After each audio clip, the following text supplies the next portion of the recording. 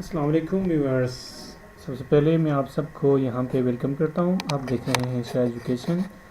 آج کا جو ہمارا موضوع ہے احکام فقہ۔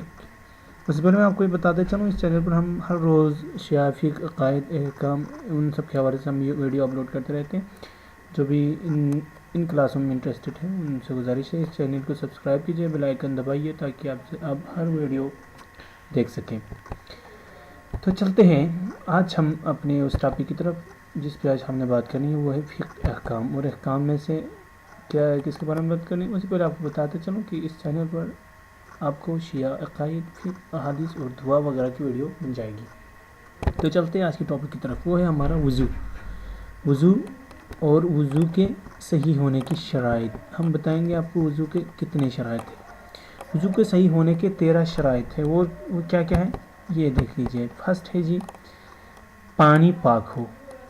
جس وضو سے آپ جس پانی سے آپ وضو کر رہے ہیں وہ پانی پاک ہونا چاہیے۔ دوسری شرط یہ کہ پانی مطلق ہو، وہ مضاف نہ ہو، یعنی کوئی شربت نہ ہو، کوئی جوس نہ ہو، یا تربوز وغیرہ کا پانی نہ ہو، یا کوئی گدلا پانی نہ ہو۔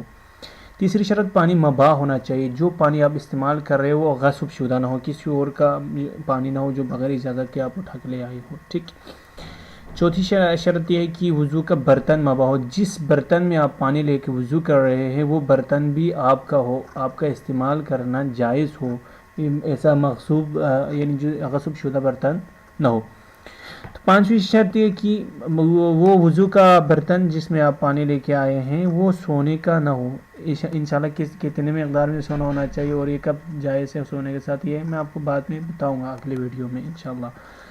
چھٹی شرط یہ کہ وضو کے اعضاء پاک ہو، مثلا آپ کا چہرہ، ہاتھ، پاؤں، وہ سارے پاک ہونا چاہیے۔ وضو اور نماز کے لیے ساتویں شرط ہے، وضو اور نماز کے لیے وقت کافی ہو۔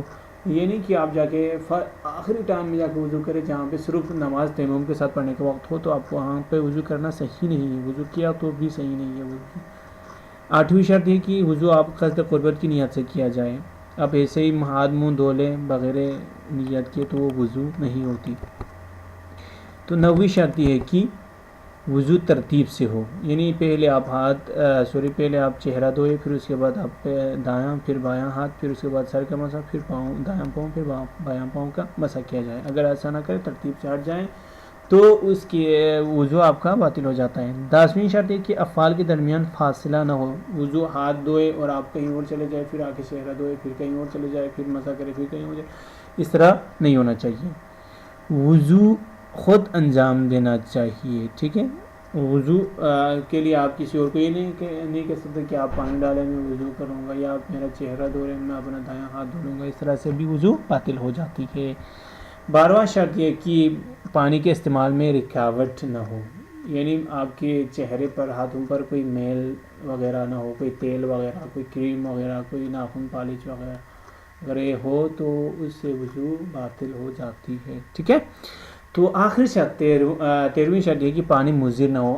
بالفرض آپ کے پاس کوئی باقی سب شرائط موجود ہے لیکن پانی آپ کے مثلا ہاتھ کٹ گیا ہے، کٹا ہوا ہے، یا آپ کے چہرے پہ زخم ہے، اس کے لیے پانی نقصان دہ ہے، تو آپ اگر وضو کرے پانی سے تو وہ وضو باطل ہو جاتی ہے۔ میں آپ کو ایک بار پھر ریکویسٹ کرتا ہوں، جو بھی یہاں پہ نیا ویور ہے وہ سبسکرائب کیجئے، یہ بہت ہی بیسٹ چینل ہے آپ کو سیکھنے کے لیے، اسلامک سیکھنے کے لیے۔ آپ سے گزارش یہ کروں گا آپ ضرور اس چینل کو سبسکرائب کیجئے۔